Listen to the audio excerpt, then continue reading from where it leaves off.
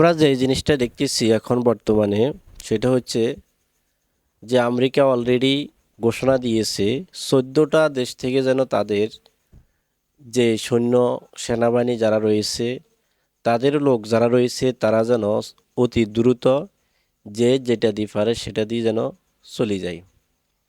অর্থাৎ আমাদের মিডল ইস্টে থেকে যে 14টা রাষ্ট্র থেকে চলে যাওয়ার জন্য অলরেডি বলে দিয়েছে। তার মানে কি তারা এখন বুঝে গেছে যে ইরান কি জিনিস, তারা বুঝে গেছে। তারা পিছু হইতেছে, কিন্তু তারা আসলে দেখেন আফগানিস্তানে কিন্তু তারা কিন্তু অনেক বছর পর্যন্ত কিন্তু তারা যুদ্ধ করছিল, শেষ পর্যন্ত তারা মুসলমানের সাথে পারে নাই। তো এখনও আশা করি পারবে না। ইরান একাই আমরা দেখতেছি কয়টা কয়টা রাষ্ট্রের সাথে তারা যুদ্ধ চালিয়ে যাইতেছে। এই জন্য তারা কিন্তু আমেরিকা বুঝে গেছে যে তাদের পক্ষে সম্ভব হবে না। আমরা একটা যুদ্ধ জাহাজ দেখছিলাম, এফ 14 মনে হয়, F-14। এই জাহাজটা কিন্তু অনেক লক্ষ লক্ষ কোটি কোটি ডলার দিয়ে বানাইছে আমেরিকা। তো সেই জিনিসটা কিন্তু কুয়েতের আকাশে কিন্তু আমরা দেখতেছি না, এটা কিন্তু ধ্বংস হয়ে গেছে। এইভাবে তাদের কিন্তু অনেক সৈন্যরা কিন্তু ধ্বংস হয়ে গেছে।